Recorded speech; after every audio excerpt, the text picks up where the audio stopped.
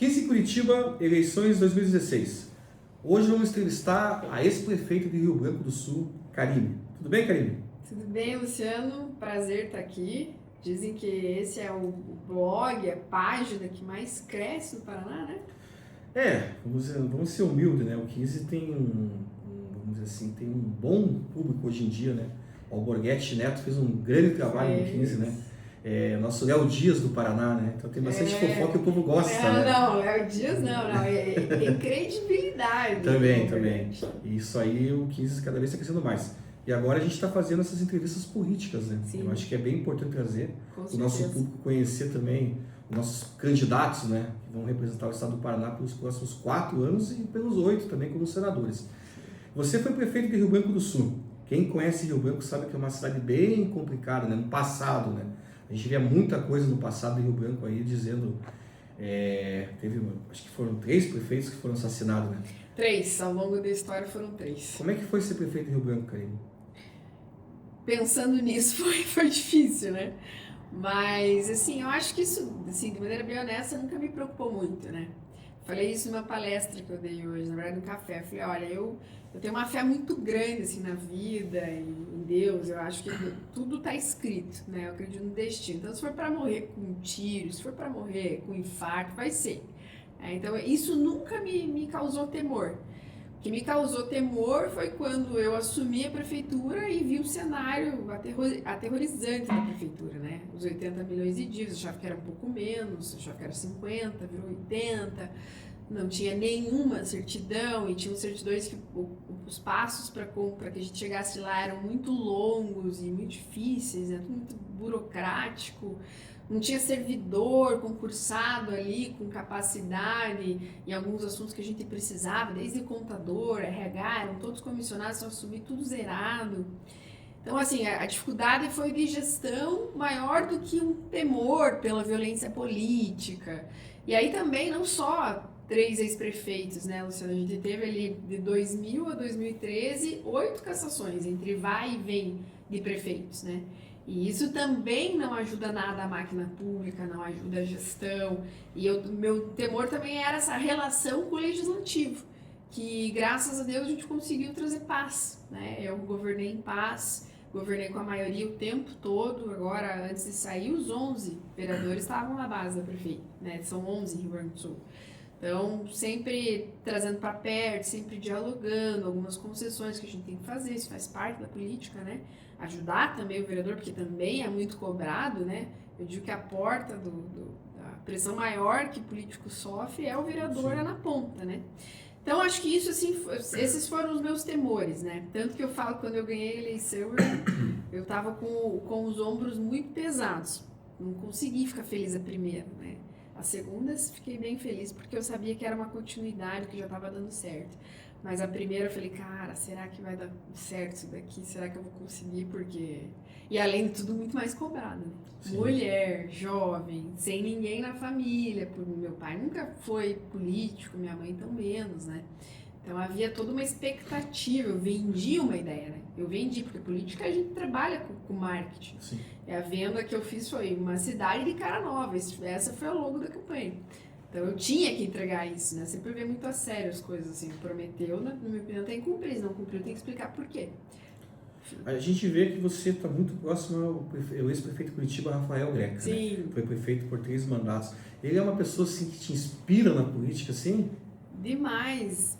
Greca é uma pessoa que me inspira na vida, né? Não só na política, mas eu me espelhava muito nele, né? Eu digo isso pra ele hoje, assim, porque a gente se aproximou demais nos últimos meses. A gente sempre se deu bem, mas a proximidade hoje que a gente tem veio dos últimos meses, né? Por conta, inclusive, desse período eleitoral.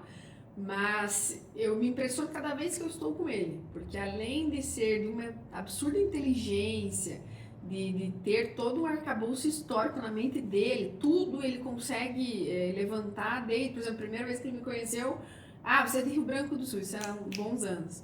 Eu falei, sim, ele, é padroeira Nossa Senhora do Amparo, e Rio Branco vem do nome Barão de Rio Branco, porque tal, em 1800 e tanto, tudo, ele sabe tudo, assim, então é uma experiência sensacional. O dia que eu fui para Pato Branco, eu estava no telefone com ele teve que me contar toda a história desde a Guerra do Contestado, até por que o nome Pato Branco era Pato Branco, entende? Então, para mim, foi um espelho enquanto eu era prefeita, eu olhava para... Veja, a gente convive em Curitiba, né? Eu tenho apartamento aqui, eu morava em Curitiba desde os 17 anos. Eu fiquei em Rio Branco até os 17, vim estudar, fazer faculdade de arquitetura e fiquei. Então a gente vê a cidade organizada, a cidade limpa, uma cidade que investiu muito em cultura, que investiu muito em um calendário de eventos familiares, né, culturais, uma cidade que avançou em todas as áreas, bem cuidada. Rio Curitiba é um orgulho para nós. Então eu olhava para ele com esse olhar de admiração e tentei fazer algumas coisas, inclusive na área cultural, muito parecidas. E isso também chamou a atenção dele, tanto que a minha ida para o MDB foi isso, Karine, venha que eu quero te ajudar, quero que você seja candidato com meu apoio em Curitiba e Metropolitana, a deputado federal. Então tem sido assim, fenomenal estar com ele. Como é que está a campanha agora, né? Porque a gente estava até esses dias, até dia 5, ainda estava na parte das convenções, né? Das convenções partidárias, o MDB, né? Já fez a convenção, você já é uma candidata hoje, ainda a gente não pode falar de número, né? Sim. Não pode falar ainda, só depois do dia 16, né? Começa a campanha. Como é que você está vendo a sua campanha, assim? Com o povo na rua, conversando com as pessoas, que você não vai só depender só de Rio Branco, na verdade. Não, nem tem como, Rio Branco tem 30 e poucas mil pessoas, né? Não, 40 mil. 40 mil, então. Eleitores são... Está uns 26 mil. Então você depende também de outros. Sim. E também o candidato a deputado federal é os 399 municípios do Paraná. Com certeza, né? com certeza. Como é que você está vendo, conversando com as pessoas na rua? Que você está andando bastante, né? Estou andando muito, inclusive não tenho preguiça. Isso é importante. Nunca tive, né? Eu acho que a gente tem que trabalhar, ainda mais quando se trata de missão e propósito, né? E outra coisa, político tem que gostar de gente. O cara que vai pra política, ele gosta de gente, tem alguns, né? Que são assim, inclusive empresário, né? Eu vou trabalhar pro povo porque eu sou empregado do povo e o que eu fiz na minha empresa eu vou fazer na política. Não, amigo, não é bem assim. Bem diferente. Bem diferente. Eu sempre falo isso nas palestras, eu dei muita palestra. Sempre fui chamada para palestrar pelos exemplos que a gente conseguiu trazer na gestão, em política pública em especial. A empresa privada, qual é a lógica do empresário? No final do mês ele quer ter lucro. Sim. Qual é o lucro da gestão pública? São os índices, a qualidade de vida da população. Claro que você não pode ter déficit, né? Inclusive, hoje a gente se preocupa muito com o déficit público do Brasil, né? A dívida pública está consumindo mais de 81% do nosso PIB.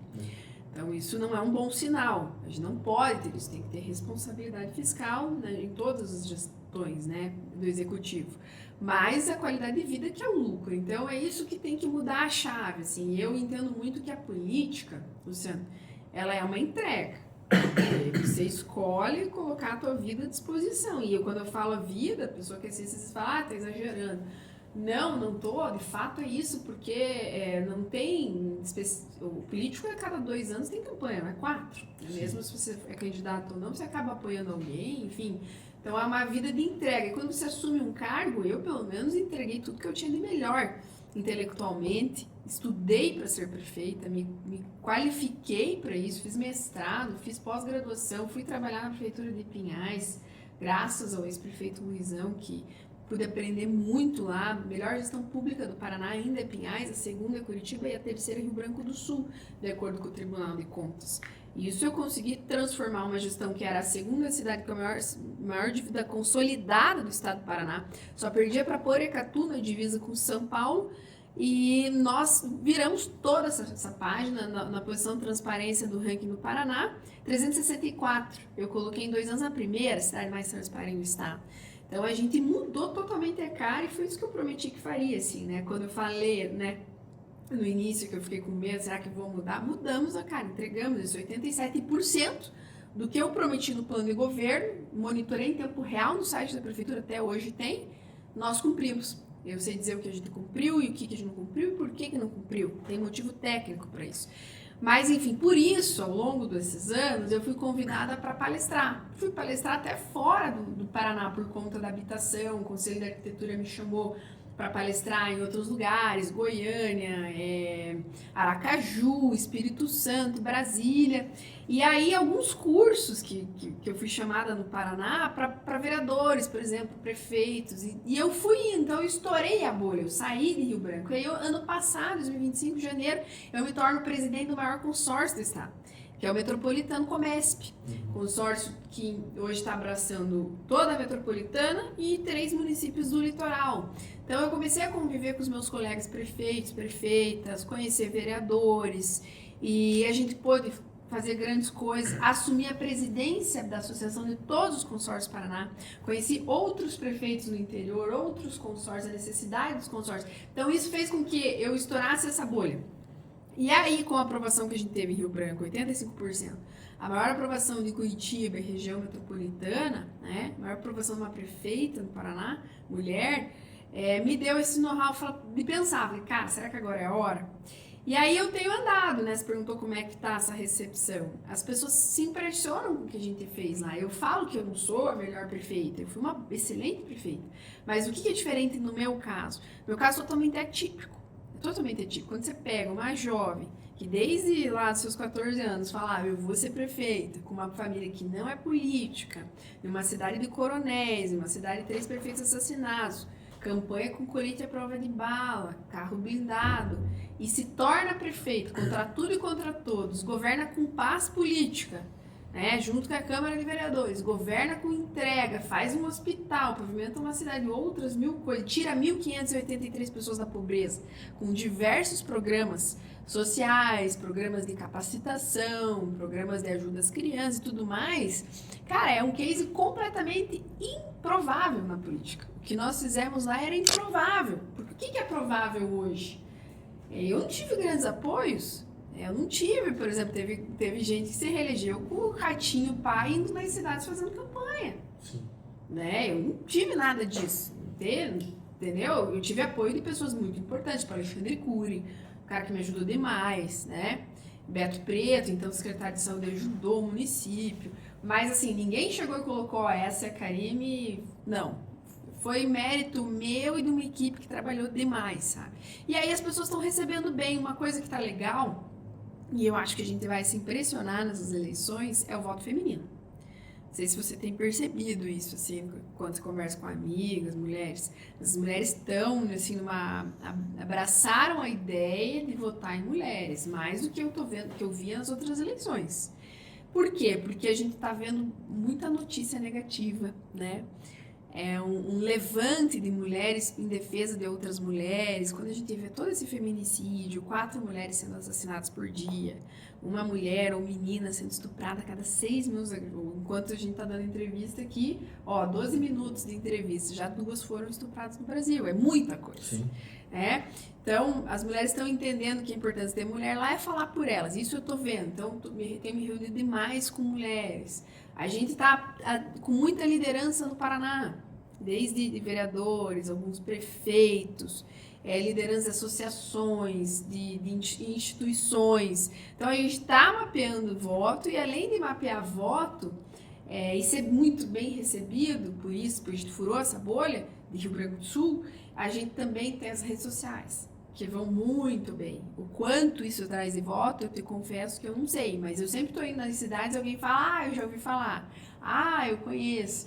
É um bom sinal. Agora, quanto isso vem, eu não sei. Eu sei que eu estou contente, estou, assim, super confiante e eu tenho certeza que vai dar certo, se Deus quiser.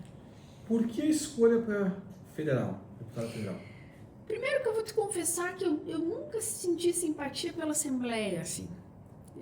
Eu acho que eu tenho tanto a contribuir e tenho um potencial grande para ajudar as pessoas, sabe?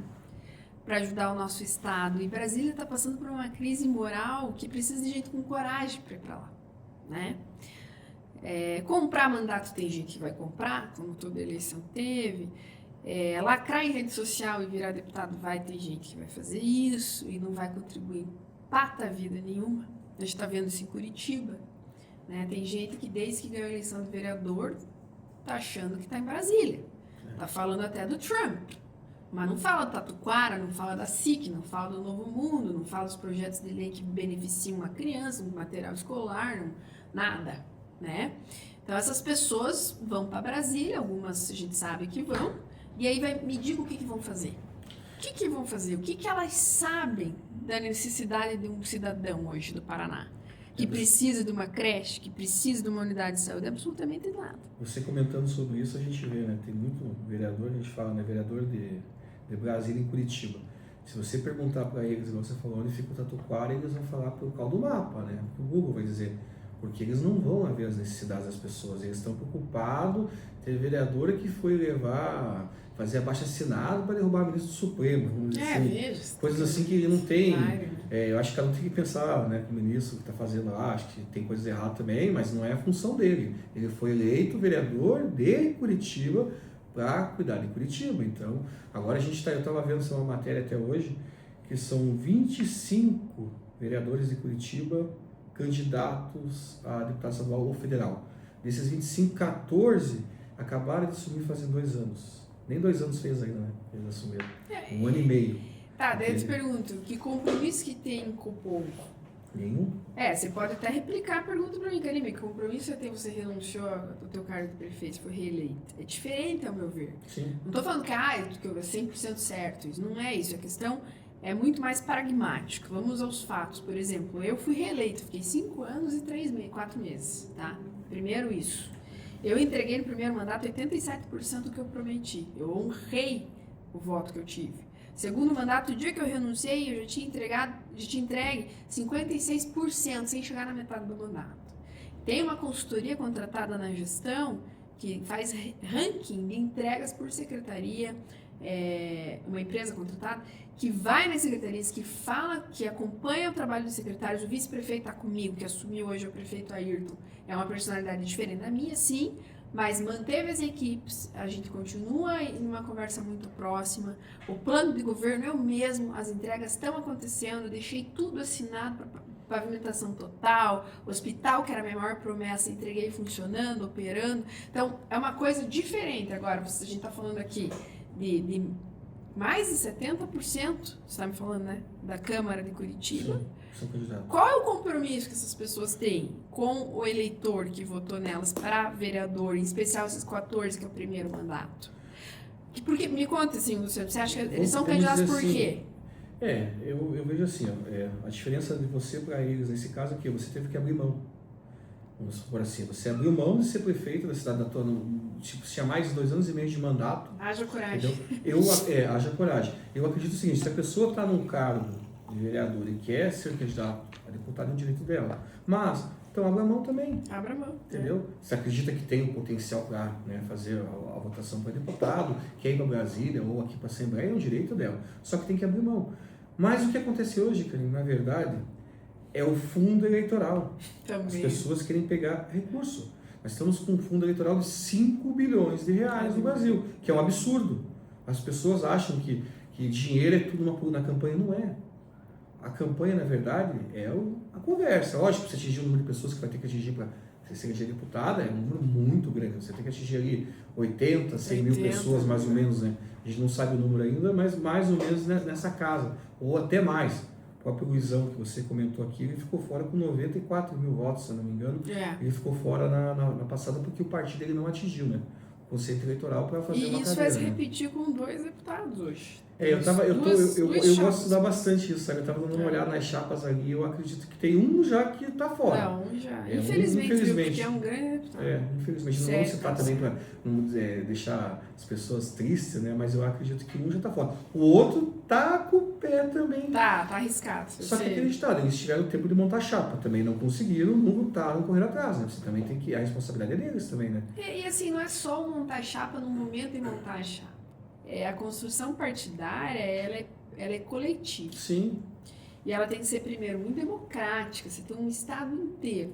399 municípios. Você é o dono do partido e tá um partido só sob teu comando. E aí você não fomenta novas lideranças, não fomenta lideranças regionais, aí não queira na hora de montar chapa. Não, sim. Você tem que trazer antes, montar a chapa antes. Mas não é só... Assim, entende que se não é um processo de montar, é você observando pessoas que têm potencial, incentivando e não colocar aquilo só sobre a tua asa. Sim. Porque daí na hora que você for candidato, beleza, aquela pessoa vai trabalhar para você, mas e o candidato que você precisa que faça 20 mil votos na tua chapa, 15, 30, 40, entendeu? Então assim, primeiro que eu acho que o Brasil tem muito partido, né? Sim. Tem muito partido, assim, e a gente eu até me incluo nisso, não vou ser hipócrita aqui, mas a gente tá vivendo um processo que é muito fácil mudar de partido, né? É fácil, assim, as pessoas mudam e é sobre isso, sabe? Eu acho que tem algo nos Estados Unidos que eu admiro é o fato de ter 2 partidos e pronto, as pessoas se definem lá como democratas ou republicanos. Se você olhar bem para o espectro ideológico do Brasil, infelizmente está acontecendo isso, né? O que eu não acho certo ter só 2 partidos também, porque Sim. senão você fica em polarização extrema. Tanto que hoje eu me considero de um partido de centro, me considero uma pessoa de diálogo, e o que a gente vê nessas pessoas todas que a gente acabou de comentar, né, de maneira geral, é a falta de diálogo. Né? A falta é o ataque. Tem gente que levanta de uma mesa de entrevista porque não consegue conversar. Você entende? É absurdo, na verdade. Imagina as famílias, o quanto isso prejudicou, né, as relações íntimas, familiares da gente, assim. Eu tinha prometido que não ia discutir mais sobre isso. Esses dias com meu irmão, com minha cunhada, a gente começou a falar, quer saber? Imagine o final de ano, né? Porque nós vamos agora, vai voltar tudo isso de novo, né? Porque Nossa, na eleição nacional, e no final do ano, o Natal de muitas casas vai ser, as pessoas, tem gente que não vai, é um absurdo, a pessoa deixar de comemorar o Natal com a família para ficar falando de política. Eu tenho um primo meu, nossa, a gente foi criado junto, vamos dizer assim, é primo, e, nossa, ele chegava na política assim, ele virou um extremismo, sabe, um extremista na política tanto, que eu dou risada dele, eu digo, cara, não adianta, a gente conhece um pouquinho de política e fala, cara, é igual, entendeu? Não muda nada lá em cima. Os dois lados são muito parecidos, na verdade, sabe? E a gente precisa, é o seguinte, ganhou a eleição, respeita, não gostou, 4 anos muda. O que a gente não pode é falar besteira. Questionar a eleição. Questionar a eleição, urna. Gente, por é um favor. absurdo as pessoas ficarem questionando essas coisas. E o pior sabe? é que quem questiona foi eleito pela urna. Pela mesma urna. Então, assim, se dessa vez eu perdi, não, então agora não tá certo. Parece criança, mimada, né? Pega o brinquedo e vai embora. Que isso, meu amigo? Seja homem, né? Cresça. Sim. A gente não tem até hoje nada no Brasil, nenhuma suspeita que nos faça questionar a fidelidade da urna, a veracidade da urna. E é muito simples, toda urna tem uma zeríssima. Eu sei porque a gente, enquanto prefeita, nas eleições, nas últimas, a gente é chamado para conferir a urna, como os fiscais dos partidos são chamados para olhar, o Tribunal Eleitoral chama a gente, os juízes chamam, olha, tá aqui as urnas, vamos fazer um teste. No dia da votação, os fiscais podem acompanhar, os mesários têm a zeríssima, você tira a zeríssima, 0 voto para todo mundo. No começo e no final. E no final. Sim. E quem acessou durante aquele dia foi você, e outra, é auditável, né? Tem toda uma questão, não vamos entrar no assunto. Mas assim, é esse nível de situação que chegou ao Brasil. E você já reparou que as pessoas que mais criticam, questionam a urna, eles não montam, vamos dizer assim, um grupo de fiscais por sessão. Eles têm quantidade. Eles não querem fazer isso. Por quê? Porque eles preferem depois. Antes de acabar a eleição, já estão falando, não, porque a urna ali, eu fui votar naquele número, apareceu outro número. Gente, é um absurdo. Eu acredito muito na urna eletrônica. Eu acho que até me provar o contrário. E tem gente ainda que acha que é só o Brasil que tem. Não, são mais de 30 países que usam urna eletrônica. Próprio Estados Unidos. Os Estados Unidos tem estados que usam. Tem estados que usam, porque lá é por estado, ele muda por estado, na verdade. Né? São 51 estados lá, é por estados que cada estado tem uma no papel. E no papel, vamos ser bem sinceros, vamos falar era do muito papel. Mais fácil de você fazer uma falcatrua no papel, na época do papel, do que hoje. Com certeza. Eu não confiaria no papel. Eu também. Eu não confiaria de jeito nenhum no papel. Poderia ter, na minha opinião, acho que poderia até ter algumas urnas eletrônicas que saísse um papel ali para você fazer só uma conferência, tá? Põe lá 2% das urnas do Brasil inteiro, que tivesse aí um sistema de papel também, que caísse dentro do plástico, entendeu? Vamos dizer assim, um esquema ali, para depois fazer uma conferência, se deu tudo certinho ali, só para ter mais uma ferramenta de você conferir, né? Na verdade. Ferramentas de fiscalização sempre são bem-vindas. Mas não dizer assim, tem gente que fala, não, a pessoa tem que levar papel para quem votou. Compra de voto. Aí que você vai provar a compra de voto, porque a pessoa vai pagar, muita gente vai comprar o voto, traz aqui o papel, tá aqui, ó, votei. entendeu? Isso é um absurdo, isso é um absurdo. E assim, o que eu acho que a gente precisa de maneira... Primeiro, a gente deixar as paixões de lado, né? Deixa a paixão, porque é que nem quando você tá apaixonado por alguém, você não vê defeito, né? Aí você começa a conviver, os anos vão passando, daí você vai ver, daí você tem que começar a cada um ceder um pouco para dar certo. Sim. A política também tem paixão, a questão é que a gente não consegue ver os efeitos quando a gente tá apaixonado pelo candidato, mesma coisa.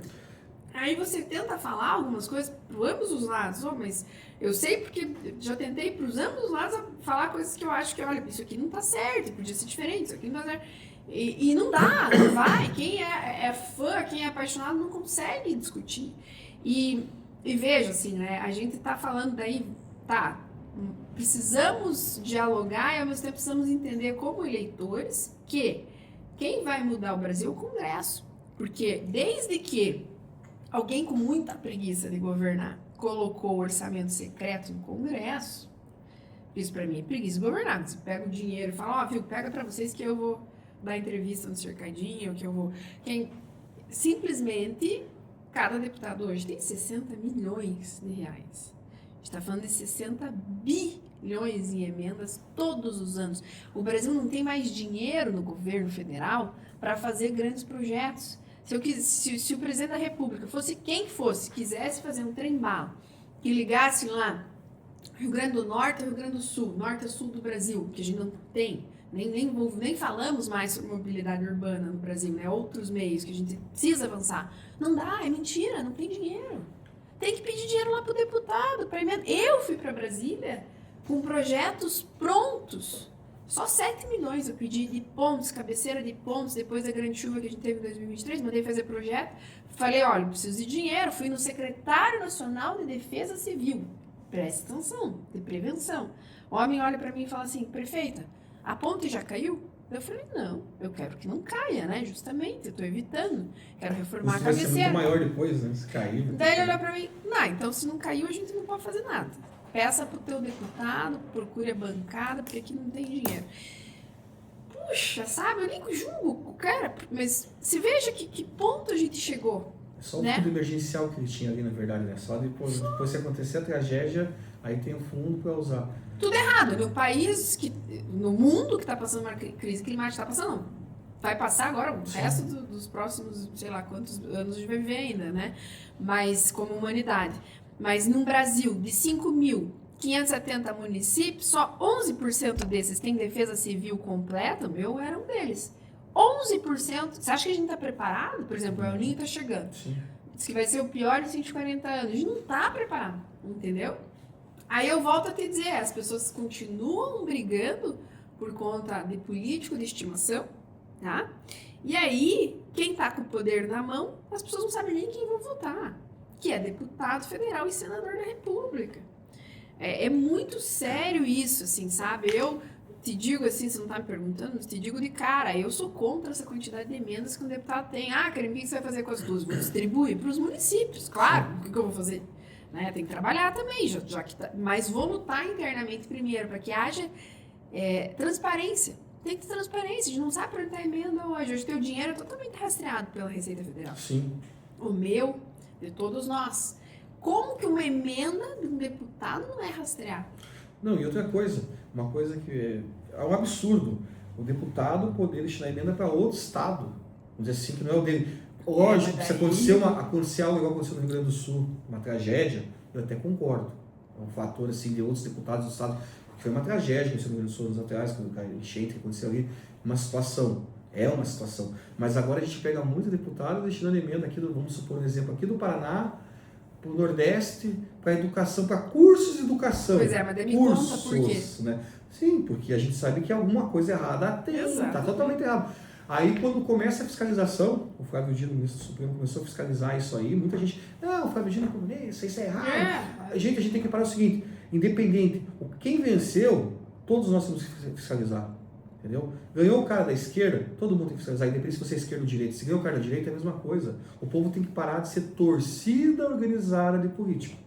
Entendendo? Hoje em dia a gente vê isso, torcida organizada de político. Então tá faltando isso. Mas eu queria perguntar para você, Karine, tá muito bom o papo, eu adoro falar de emendas também, porque eu acho que é um absurdo o que está acontecendo. E infelizmente a gente sabe que Na próxima gestão vai continuar acontecendo, porque infelizmente a gente sabe que vai ser muito difícil tirar. Muito difícil. Um dos grandes problemas para mudar, que você como é uma candidata nova, uma federal, que não tem mandato ainda e sabe que vai ser muito difícil combater com os que estão lá dentro hoje, é por causa do fundo eleitoral.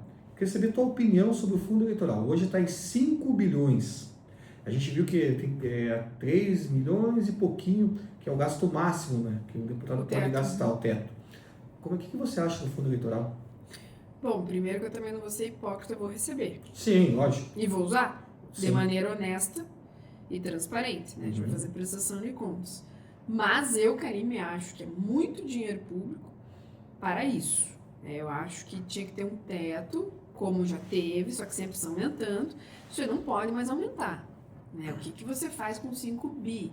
É muita coisa, né? É muita coisa. E, infelizmente, tem gente usando esse dinheiro para corrupção também. Que eu sei, que você sabe. Sim. Então, tem uma galerinha aí que vai sair candidato federal nessa eleição que é só para pegar o recurso e desviar. E aí não dá, né? Aí não dá. O que eu acho positivo do recurso público, por mais que muita gente não entenda, o que aconteceu? Até determinado momento, você podia ter investimento privado nas campanhas, né? Sim. Isso não pode mais. E aí vem o fundo público. Que era a ideia disso? É que você não fique com o rabo preso. Então vamos dar um exemplo aqui, né? Eu sou de Rio Branco do Sul e a Votorantim Cimentos me apoia financeiramente na minha campanha de prefeita. Ok, eu ganho as eleições, viro prefeita. E aí eu vejo que a Votorantim Cimentos está cometendo um crime ambiental absurdo lá num rio no interior. Vamos chutar, isso não é mentira, tá? Deixa claro, é só um exemplo. Uma figura de imagem, quase. Está poluindo um rio. Como que eu vou cobrar a Votorantim se a Votorantim me deu dinheiro na campanha? E aí acaba que muitos políticos fazem lobby para alguns setores, para algumas empresas e atuam dentro do Congresso a favor de alguns setores e não a favor da população. Tudo bem, por exemplo, eu virar deputada federal e ter uma pauta da mineração, em prol da mineração, né? Que sou de uma cidade mineradora, dialogo com o setor da mineração, com os sindicatos, nos damos muito bem, mas sempre dentro da ética. Está gerando emprego para a cidade. Claro, emprego e renda. Agora, sim. o que não pode, por exemplo, eu estar em Brasília e ao invés de eu pensar primeiro na coletividade toda, eu pensar em 1, 2, 3 setores ou empresários. Então, assim, eu acho que você tem que conseguir equilibrar os interesses. Isso é a chave de um bom político. Ele conseguir primeiro transitar, mesmo nesses opostos gigantes que a gente tem hoje, né? E dá para fazer isso. Eu sou uma das pessoas que consigo fazer isso, né? Tem alguns que eu não consigo conversar, nem faço questão, mas assim, se precisar, a gente conversa. Agora, o que não... E aí é sobre isso, entende? Eu acho que o financiamento público, ele veio com essa ideia, mas foi completamente distorcido, né?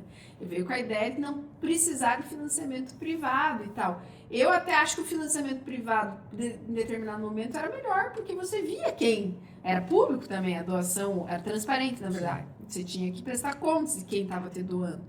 Então, pelo menos você via, né? Então, a Karime está recebendo a Votorantim, ela vai estar lá, vai defender os interesses. Então, era mais transparente. Hoje tem gente que recebe o fundo e recebe recursos por fora de outros, que a gente sabe. Sim. Que a gente nem sabe de quem que está recebendo e o que vai defender lá. Mas, enfim, eu sou contra esse valor absurdo. Eu acho que o grande problema também é que dentro dos próprios partidos, um exemplo, a pessoa nova candidata pela primeira vez, a deputado e tal, vai receber um valorzinho pequeno. Aí o cara que já está lá, deputado, já está com tanto valor de emenda todos esses anos, já está vários mandatos lá dentro, aí ele pega o teto. Então, quer dizer, como é que ele vai disputar? Vamos supor assim, a mesma coisa de disputar a pessoa ter uma garranchinha de 2 tiros ali, que um cano não funciona, quanto uma R15. Entendeu? Então, acabou deixando... Os novos vão ter mais dificuldades, né? A eleição está injusta.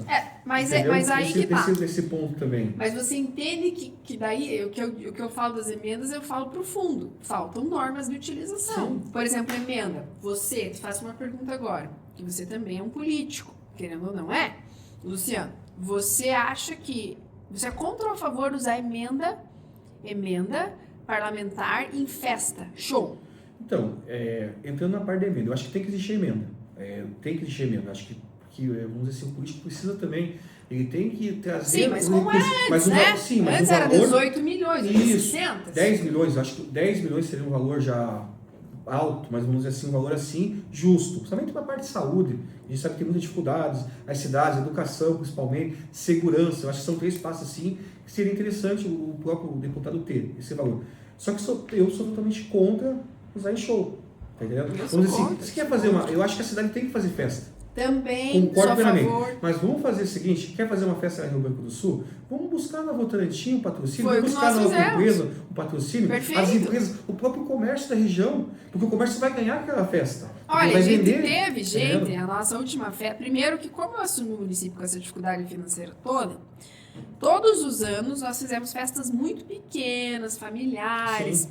Então a gente também sempre apoiando e valorizando artistas locais, artistas regionais, que a gente, além de tudo, e assim, o que é bom de dizer para as pessoas? Uma festa, um calendário de eventos, gera, além de alegria para a população, que todo mundo tem esse direito, né, de usufruir, também gera emprego, gera renda. Não, uma feira que a gente faz na nossa cidade, na última festa, a gente teve vendas de mais de 300 mil reais numa noite. Entendeu? Que os feirantes lucraram. Sim. Muito dinheiro para eles, ótimo. E a cidade arrecada também, porque arrecada Claro, arrecada. Agora, e aí, ok, exatamente como você falou. Ano passado, daí nós fizemos uma festa grande, foi até em comemoração à entrega do hospital. O que eu fiz? Desde janeiro, já tinha o planejamento da festa. A secretária de Finanças reservava uma parcela pequena para um fundo para a festa. Nós abrimos edital para doadores, patrocinadores. Então, o comércio local ajudou, a Votorantim ajudou, outras grandes empresas da cidade ajudaram. Pronto, sobrou dinheiro, pagou, sobrou dinheiro, fizemos. E também não precisou chamar um Luan Santana. Assim, umas coisas que eu te juro, não dá. Em uma noite, se viu, tem uma cidade do Paraná que gastou 7 milhões em uma festa. Aí você vai ver a cidade, não tem saneamento básico. Tipo assim, né? A alegria, vamos dizer assim, né? Da princesa, né? Vamos dizer assim, um dia, no outro dia volta pra vida, entendeu? Vai na unidade de saúde, não tem remédio. Isso, então tá? eu também não concordo com E isso. aí outra coisa, né? Vamos falar a verdade. Ok, Zezé de Camargo veio para Curitiba, cobrou 1 milhão.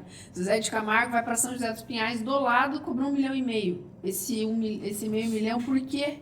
Foi pra onde, né? Então, isso está acontecendo muito. Então eu, deixar claro, sou contra que a emenda partidária seja usada para... Emenda partidária não, emenda parlamentar seja usada para festa, contra. Sou a favor que haja regramento. Então, por exemplo, por que não aplicar? Já que os prefeitos têm uma lei de responsabilidade fiscal desde 2001, que tem obrigação de investir 25% do orçamento em educação, 15% de saúde, vamos replicar para as emendas. Então, tanto por cento tem que ser na saúde, tanto por cento em educação.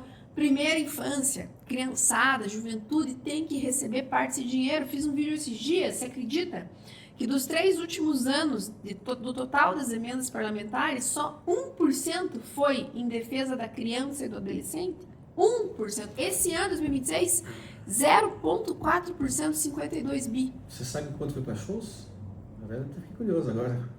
Foram... Em um ano foi 600 milhões. Aí que tá. Em um ano. Vamos dizer assim, Não sei o que é mais porcentagem tem importante, que ver. na verdade, né? Vamos dizer assim, né? Aí a gente vê. Infelizmente, a gente sabe que a gente vai ter uma mudança no Congresso, né? Foi mais para Eu show. tenho Foi até mais medo, na verdade, sabe? Eu falo até para a Câmara de Vereadores em Curitiba, né? O pessoal reclamava da eleição passada, essa aqui piorou. E eu tenho até medo que o nosso Congresso, nossa Assembleia, na próxima, fique pior ainda, sabe? De pessoas ali, porque esse negócio do famosinho, né? Vamos dizer assim, político YouTube, né? Que a gente chama, né? Político TikTok. Vai lá, faz um vídeo, o pessoal adora. A gente vê um exemplo, Caneta Azul em São Paulo. Meu Deus. Tava vindo pra cá, daí tava assistindo, deixei ligado no carro. Mas é Instagram. São Paulo? Eu acho que não é São Paulo. Em São Paulo, Caneta Azul. O Tiririca que saiu de São Paulo e foi pro Nordeste agora. Ele tava fazendo as contas lá e resolveu ir pro Nordeste. Então a gente vê, é um absurdo. Eu acredito que as pessoas têm que... Eu sempre falo com meus amigos, analise o candidato. Não vá votar, porque aquele é um jogador de futebol famoso, vai ser um bom político, ou naquele policial. O que nós vamos ter de candidato policial?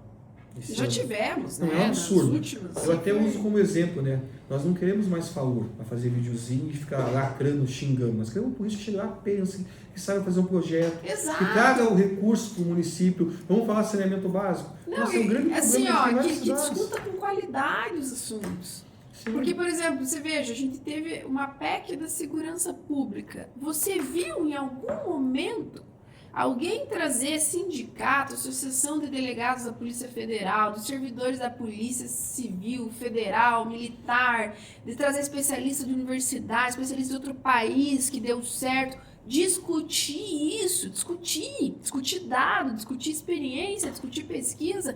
Não, é machismo e é tudo a ideologia, né? Um lado se apropria da pauta, o outro fica, não sabe se apropria, o que fala, não fala. Primeiro, precisa de segurança. Precisa! Tá todo mundo reclamando por segurança.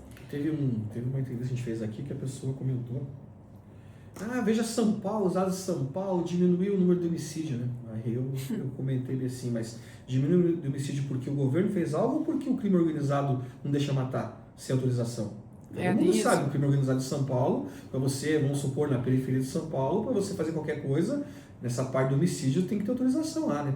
Mas como é que você fala uma coisa dessa? É só ler o jornal. É só ler o jornal. Qualquer pessoa que lê a Folha de São Paulo, os jornais de São Paulo, sabe disso. Mas, Karine, eu queria saber a opinião sua. Como é que você vê o litoral do Paraná, né? A ponte de Guaratuba? Como é que você vê aquelas obras que estão acontecendo no litoral hoje?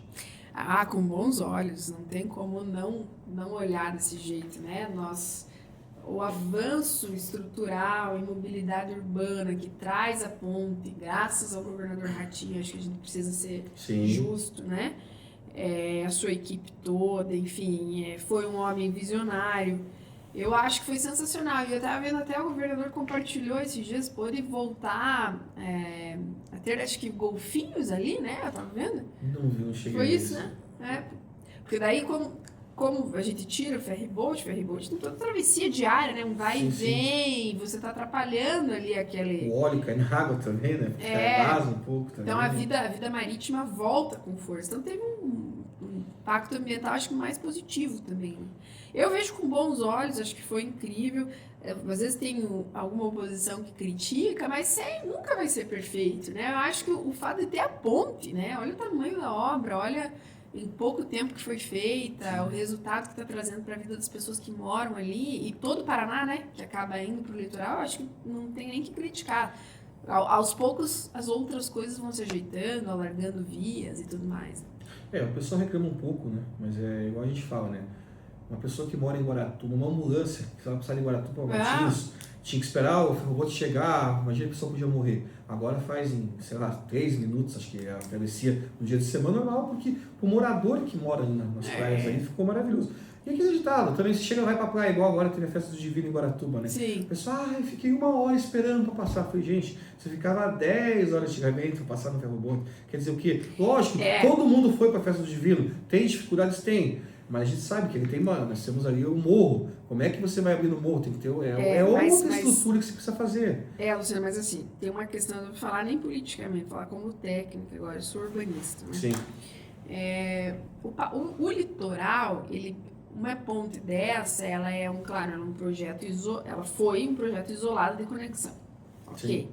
A partir do momento que você abre o olhar em escala, e aí você olha tanto Matias quanto Guaratuba, existem cidades que precisam de investimentos em mobilidade. Sim. Alargamento de via, desapropriação de lote, novas conexões, né?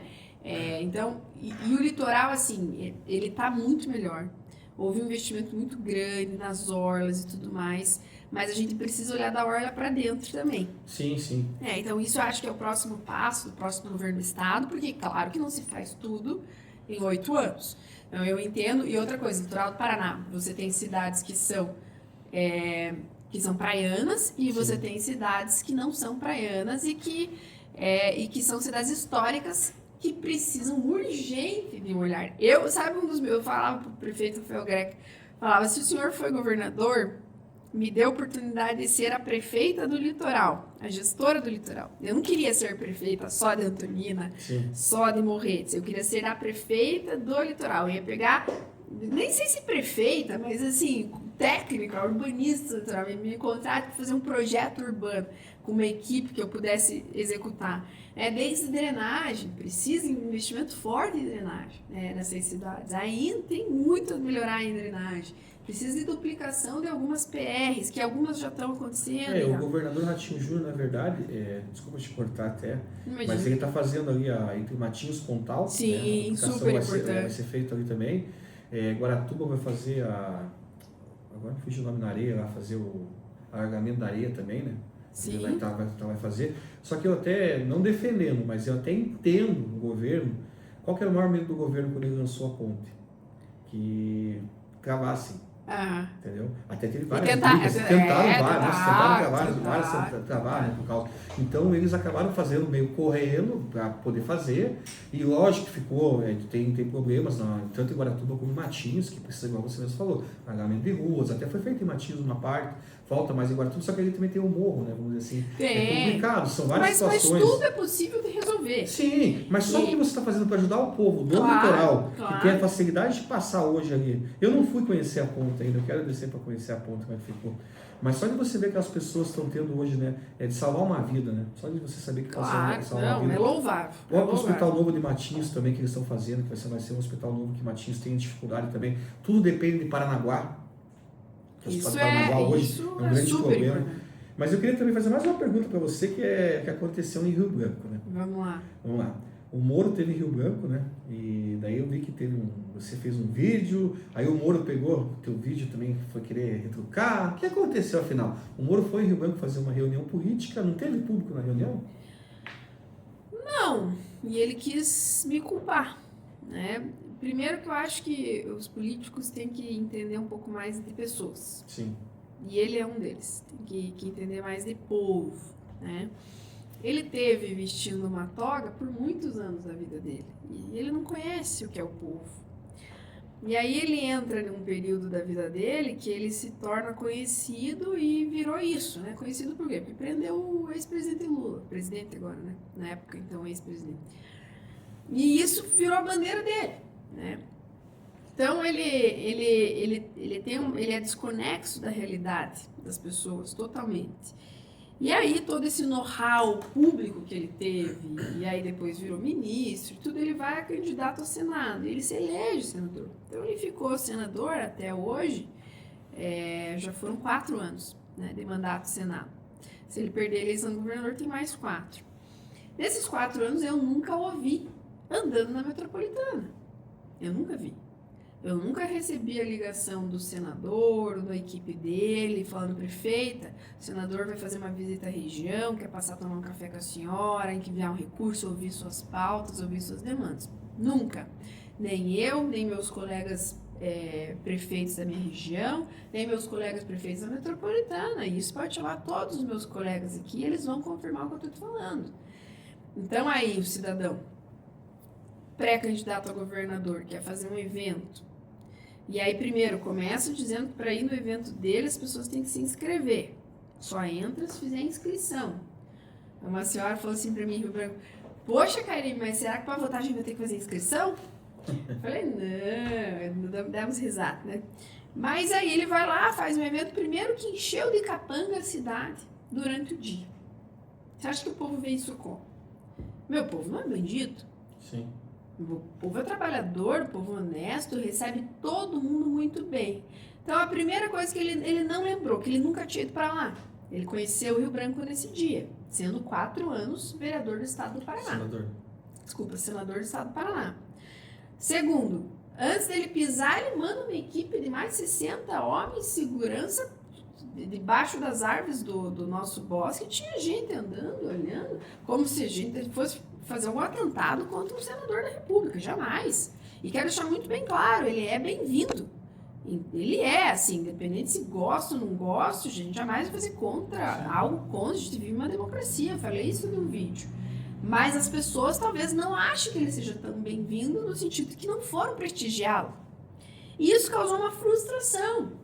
E aí me parece que em determinado momento ele quis dizer que a prefeitura boicotou um evento que não liberou em algum lugar que eles quiseram fazer, acho que tinha obra e tal, mas não tem nada a ver. A cidade tem vários espaços para fazer evento. Tanto que ele escolheu fazer na rua, na frente da prefeitura. Por quê? Seria uma provocação? E aí usa um megafone, aí vai lá e posta no outro dia, me chamando donos do poder e termina a frase dizendo que é uma ameaça, assim, não sabem com quem mexeram. Meu amigo, não tenho medo. Né? Assim, enfrentei bandido armado no Rio Branco do Sul. Enfrentei bandido armado, enfrentei bandido com colarinho branco. Não vai ser um ex-juiz que vai me colocar medo, né? E não gosto, acho que o Paraná merece muito mais do que isso, muito, muito mais. Tenho analisado algumas entrevistas, a pessoa não consegue sair desse mundo de PT, de Lula, de INSS, de Lulinha, é só isso. Tanto que foi perguntado, acho que hoje, numa entrevista, qual é o valor da passagem de ônibus. Não sabia? Vai para Paranaguá e diz que Paranaguá é indígena, cidade mãe do estado do Paraná. Então, me desculpe, eu entendo que tem gente que goste dele, porque talvez se identifica com essa pauta anticorrupção, mas aí eu te digo uma coisa, você não concorda comigo? Que ser anticorrupção, contra a corrupção, é uma premissa básica de qualquer político. Não só do político, de qualquer cidadão, na verdade. Né? Pois Todo é. mundo tem que ser contra a corrupção. Pois é, mas daí isso vai virar projeto de governo ou ele está concorrendo ao cargo de Procurador-Geral da República? Sim. Ninguém está entendendo ainda a que cargo que está concorrendo. Então vamos ver, vai ter debate, né? Nos próximos dias. A gente vai ver. Eu estou torcendo muito para que o atual governo permaneça, agora ainda mais o Greca aliado ao Sandro Alex. Ali, claro que eu gostaria que fosse o Greca. Todo mundo sabe, meu desejo era que fosse ele, mas tudo bem, estamos juntos no mesmo barco, vamos ganhar. Vamos para o segundo turno, vamos mostrar quem tem proposta, quem fez mais. E aí a situação foi essa. Karine, queria agradecer em nome do 15 Curitiba, tá? Foi uma conversa muito legal. Espero que você, depois que você seja deputada federal, volte aqui, né, para contar para nós um pouco de Brasília, como é que é a loucura de Brasília, né? Deve ser pra muito contar. louca. Deve ser muito, a cidade muito louca, na verdade, né? A cidade eu conheço, fui Não, várias sim, vezes assim, mas tá é lá um dentro congresso, como deputada, né? deve ser uma loucura, né? É um congresso. Eu vou ficar alguns bons meses, se Deus quiser que ganhe a eleição, ficar alguns meses observando, né? Entendendo como que funciona a dinâmica. A gente tem que ter inteligência, estratégia também, né? Mas te garanto que vou estudar muito, vou estudar cada pauta que vier, não vou ficar terceirizando para assessor, quero fazer parte de comissões importantes, né? Educação, adoro cultura, cidades, e saúde, assim, acho que a experiência que eu tive no consórcio é muito positiva e obviamente serei uma deputada aguerrida, mas com ética, né? Com bons princípios e vamos para cima de quem precisar que a gente vá para defender o Paraná. Você quer deixar o pessoal deixar na rede social aí? Fica à vontade. Acho que é legal, né? Obrigada, assim, até deixar para vocês aqui, a gente tem um site, karimefayad.com.br, vocês vão entrar lá, a gente até dia 11 de agosto, não sei que dia que vai no ar, aqui a gente está gravando, né? Mas nós temos a possibilidade de contribuir, a gente está fazendo nosso plano de legislatura, a gente quer fazer um mandato participativo, que as pessoas deem sua opinião. Lá dentro a gente tem 4 grandes bandeiras de atuação do mandato. A primeira é a mulher, uma pauta importante, né? Muito importante, por ser mulher, acreditar no potencial que a gente tem, essa é uma grande defesa. A outra é a transparência e contra grandes privilégios que a gente está vendo, né? A outra é a família, a estrutura da família, a gente focar nessa criançada, na juventude, nas mães atípicas. Fiz um vídeo bem forte essa semana, mães solo, famílias monoparentais, que a carga é toda, ainda mais mães de crianças com deficiência, é muito pesado. E por fim, né, cidades resilientes, como urbanista, fala de mobilidade, fala de integração, transporte metropolitano. O Paraná vai ter 3, são 8 regiões metropolitanas, mas com a nova legislação da MEP nós vamos ter 3, Curitiba, Maringá, Londrina. A gente precisa falar de um apoio da União para passagem integrada. Então, e óbvio, essa crise climática, obrigar os municípios a investir nas suas defesas civis, em fundos de combate, prevenção e mitigação de risco, e aí depois que acontecer a catástrofe, saber enfrentar. Então, são essas pautas principais, as pessoas podem contribuir. As redes sociais é Karime Fayad, está no Instagram, está no TikTok, acompanha as nossas propostas e podem confiar que, assim como eu não decepcionei meu povo de Rio Branco, eu não vou decepcionar os eleitores para deputado federal. Obrigado, Karine. Obrigada.